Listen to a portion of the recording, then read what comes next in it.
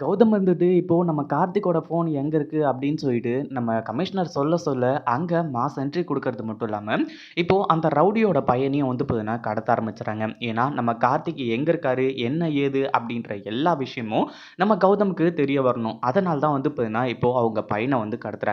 அந்த ரவுடி கிட்டயும் சொல்றாங்க, "உன் பையன நான் கடத்திட்டேன்.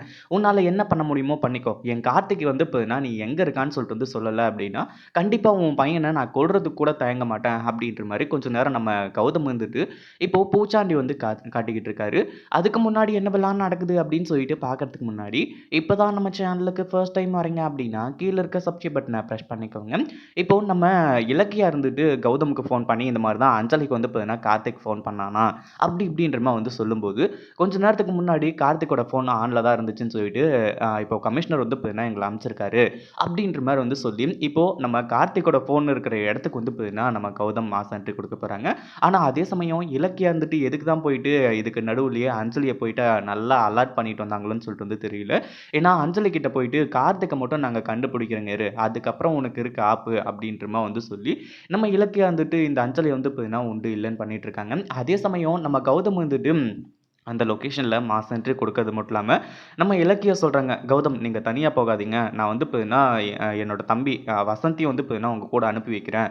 அப்படின்ற மாரி வந்து சொல்லி, வசந்த வந்து பார்த்தீங்கன்னா, ஃபோன் பண்ணி வர வச்சு, அங்க வந்து பார்த்தீங்கன்னா அனுப்பிச்சு விட்டுறாங்க. ஏன்னா, அந்த ஃபோன் வந்து ஸ்விட்ச் ஆஃப் ஆகறதுக்குள்ள வந்து பார்த்தீங்கன்னா, நம்ம வசந்தா இருந்தாலும் சரி, நம்ம கௌதமா இருந்தாலும் சரி, அங்க வந்து பார்த்தீங்கன்னா, மாஸ் என்ட்ரி குடுக்கணும்.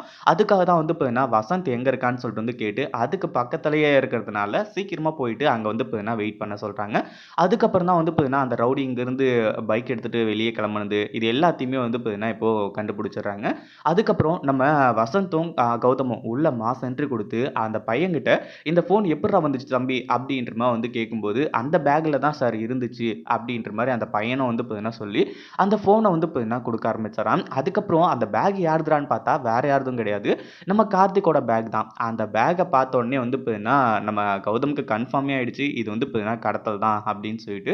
அது மட்டும் இல்லாம, "உங்க அப்பா எங்க இருக்காரு?" அப்படின்ற மாரி வந்து கேட்கும்போது, "இப்ப தான் வந்து பார்த்தீங்கன்னா கிளம்பி போனாரு." அப்படின்ன உடனே அவரோட நம்பர அந்த ரவுடியோட நம்பர வந்து பார்த்தீங்கன்னா வாங்கிட்டு, அந்த ரவுடிக்கு ஃபோன் பண்ணி நல்லா மிரட்டிட்டு இருக்காங்க. "நீ வந்து பார்த்தீங்கன்னா வழிக்கு வர்ற மாரி தெரியல. எத கேட்டாலும் வந்து பார்த்தீங்கன்னா எனக்கு தெரியாது.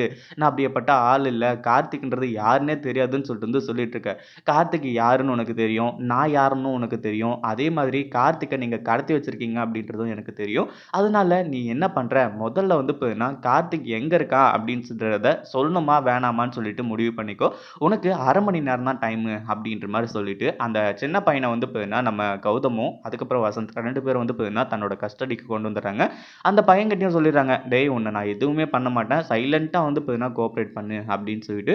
அதே சமயம் அந்த ரவுடி யோசிக்கிறான். இப்போ வந்து பார்த்தீங்கன்னா, இந்த ஒரு விஷயத்த பத்தி எஸ்எஸ்கே கிட்ட சொல்லிடலாமா? இல்ல நம்மளோட மகன எதனா பண்ணிடுவாங்கன்னு சொல்லிட்டு அவங்க கிட்டயே உண்மைய சொல்லிடலாமா? அப்படின்னு சொல்லிட்டு வந்து பார்த்தீங்கன்னா, யோசிச்சுட்டு வந்து உட்கார்ந்துட்டு இருக்கான். வேற வழியே கிடையாது. தன்னோட பையனுக்காக வந்து பார்த்தீங்கன்னா, அவன் உண்மைய சொல்லி தான் ஆவணும். ஏன்னா, இந்த இடத்துல வந்து பார்த்தீங்கன்னா, வசமா சிக்கிக்கிட்டான்.